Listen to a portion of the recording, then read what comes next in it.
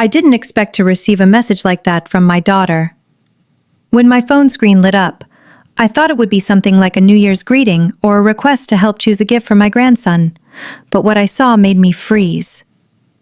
Don't come to our house for New Year's. Don't even come near. My husband is against it. I read and reread it, hoping I had misunderstood, but the words were the same. I sat in the armchair for a long time, motionless. My heart seemed to stop beating. One thought echoed in my head.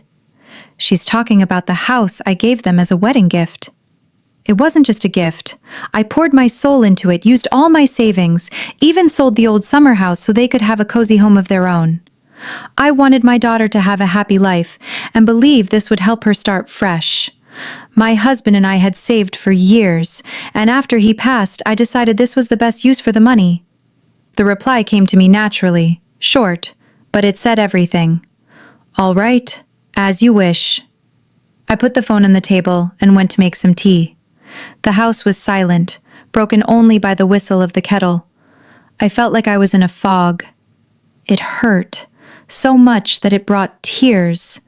But within that pain, a calm began to grow, a clear understanding of what I had to do next. I've lived a long life and learned to recognize when someone spits on your soul. And if in the past I might have tried to justify myself to beg, this time I chose differently. I didn't want revenge. I just wanted to regain my dignity, even just a little. I went to the closet and took out a folder with documents. There was the deed of gift. The house I had given was still under my name. I hadn't officially transferred ownership, either out of foolishness or perhaps instinct. My daughter and her husband knew that, but thought it didn't matter. After all, Mom would never betray us. I picked up the phone and made an appointment with a notary. That same day. Everything went smoothly. I was calm, polite, but firm. I filed for the annulment of the gift agreement. Everything was within the law. The next day my daughter called. At first, silence. Then, Mom, what did you do?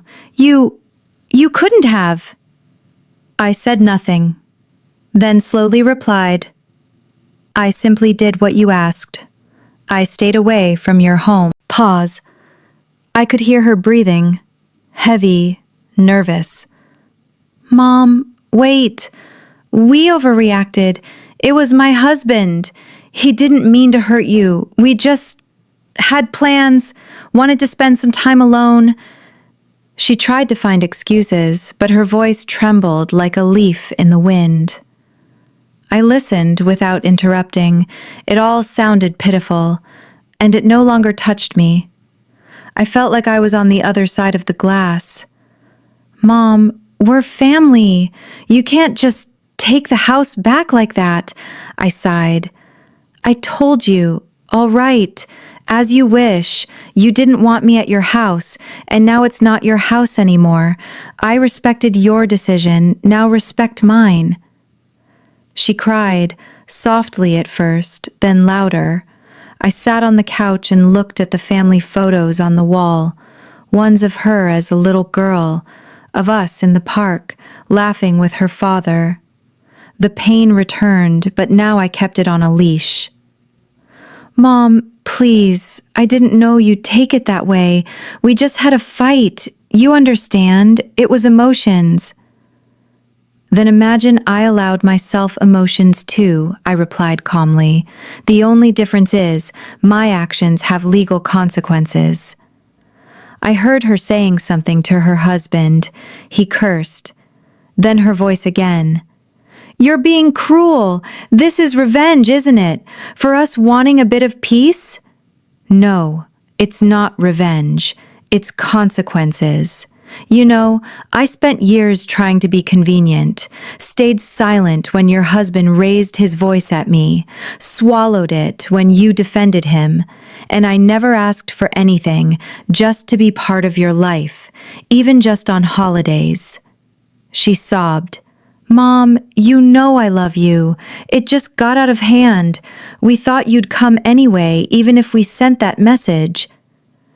But I believed it, I smiled, like a naive mother. A few days passed. The phone wouldn't stop ringing. First my daughter, then my son-in-law, then even his parents. Everyone was calling, messaging, pleading, trying to guilt-trip me. Talking about family, saying I was destroying their marriage, but I didn't back down. Not out of anger, but because, for the first time, I chose to put myself first. I went to the house. The old key still opened the door. Inside, it smelled of tangerines and a Christmas tree. They must have started decorating. I sat in the chair by the window and watched the snow fall. It was peaceful. The next day, I found a realtor and put the house up for sale. My daughter found out and came to me, unannounced. She stood at the door, lost, like a child who broke her mother's favorite face. "Mom, let's talk, please." I let her in. We sat in the kitchen. She was silent for a long time, then said, "I was wrong. I didn't think it would go this far. I thought you'd always forgive." "You're right. I always forgave. But maybe the time came when forgiving meant betraying myself." She lowered her head. I looked at her and saw the little girl I used to rock at night. Saw her and couldn't understand when she had changed so much. "If only you had talked to me, explained, not just erased me." "I was scared, Mom. He said he didn't want you in our house. I didn't want to argue with him. I chose silence. And I chose myself, finally." We sat in silence. Then she said, "I don't want to lose you, even without the house. Fine, I just want you close." I looked into her eyes, and for the first time in a long time, I saw sincerity there. But I knew forgiveness doesn't come on command. It's a path, not a gesture. And I was only just beginning to walk it. After our conversation, I couldn't sleep for a long time. Her words, her tears kept echoing in my mind. Deep down, that same mother still lived within me. The one who wanted to protect, to comfort, to forgive. But alongside her now stood another woman, one who knew her own worth and the value of her time. In the morning, I went to the house again. The realtor was waiting at the gate. We discussed the details. There was a strange feeling, as if I wasn't saying goodbye to the house, but to something inside myself. To illusions, to hopes that never became reality. A couple of days later, buyers showed up. A young couple with light in their eyes and respect in their voices. They fell in love with the house at first sight. I listened to them, and a strange warmth spread in my chest. Maybe this was how it was meant to be. My daughter wrote to me every day, sometimes just, "How are you?" Sometimes long letters with childhood memories. I responded briefly. I didn't want to become convenient again. I needed time, and so did she. A week later, she came again, this time with my grandson. The boy ran up to me and hugged me tightly. "Grandma, aren't you coming for New Year's? I want you to be with us." I held back my tears. He looked at me with such honesty, it pierced through any armor. "Do you want me to come, even if your dad doesn't?" He paused, then nodded. "Dad says you're mean, but I don't believe him. You're kind." I looked at my daughter. She stood silently. Then she whispered, "He overheard us that day. I didn't think he would understand, but children always feel everything." I hugged my grandson. "If you're inviting me, I'll come, but only if everyone is glad to see me, no exceptions." My daughter nodded. "I'll talk to him, and if he won't agree, I'll come alone, even if it means the end of our marriage." That was the beginning of real change. I spent several sleepless nights before a decision finally came to me. Not just in the legal sense, that part was already clear, but emotionally. How to rebuild a relationship in a way that preserved my dignity without destroying everything entirely. One evening, my daughter came to see me again, this time without my grandson. She was calm, without tears or accusations, and in her eyes I saw something I hadn't noticed before: respect, tentative, awkward, but real. I talked to him, she said quietly. I told him everything, how he crossed the line, that you're my mother and I won't allow you to be erased from our lives. I listened silently, let her speak, let it all out. Sometimes words are a bridge, even if it's a fragile one. He said he doesn't want to lose me, she continued, but he didn't apologize. Not to me, not to you. He still believes he did the right thing, that you're a threat to our peace. I chuckled. I'm a threat. That's funny.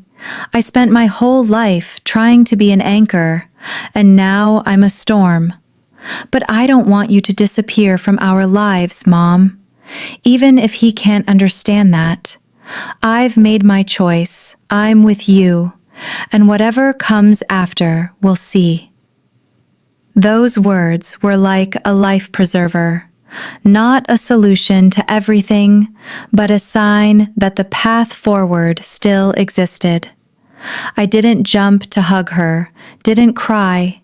I just nodded and poured her some tea. All right, then let's start simple. Think of a way to explain to your son why New Year's will be a bit different this year, because I won't be coming, not yet. She looked at me with understanding, and, I think, for the first time in a long while, with admiration. The sun shone brighter. Birds chirped under the window, as if just for me. I had moved into a new apartment. Cozy, with a view of the park. The small balcony became my favorite place. I sipped coffee there in the mornings and thought, this is it. Mine. No conditions, no second guessing. My daughter visited more often, sometimes with my grandson, sometimes alone. She had changed, more attentive, calmer. Her gestures were slower, warmer. You've changed, Mom, she said one day. It's like someone turned on a light inside you. I never saw the real you before. That's because you gave me the chance to be myself, I replied. When you stopped expecting me to always bend. We grew closer, not like before, mother and little girl, but as two women, each with her own history. It was unfamiliar, but it was honest. One day she told me, we've decided to take a break. He went to stay with his parents. I realized I don't want to be stuck between you two, or between myself and my conscience. I hugged her, silently, without advice. I was just there. That's what love is, being there when it matters, without losing yourself. Summer brought warmth, not only to the streets, but to my soul as well. I started going to dance classes for the Silver Age, where I met incredible people. We laughed, forgot about arthritis and blood pressure, and sometimes even flirted like we were young again. I felt alive once more. One day I met Peter. He came to an art lecture at the local library, sat next to me, and spent half an hour debating with the speaker. His voice was firm but not harsh, and it carried a genuine curiosity for life. After the lecture, he offered me coffee. I agreed. Why not? Do you like Modigliani? He asked. I prefer Chagall, I replied. You can breathe in his dreams, he laughed. You've got good taste. Maybe you even know how to live? I'm learning, I said honestly. We started seeing each other. Slowly, cautiously, no teenage drama, just two people who enjoyed being together. Peter was a widower with an adult daughter. Things weren't simple on his side either, but we shared our stories without fear of appearing weak. When I told him what was happening with my family, he wasn't surprised. Children often don't understand that parents aren't just providers. We're people too. They think we exist for them, but we want to live for ourselves. I nodded. It was a truth I had taken a long time to let myself believe. My grandson started visiting more often. We painted, sculpted, baked pies together. One day he said, "Grandma, I want you to always be happy, even if it's not with us."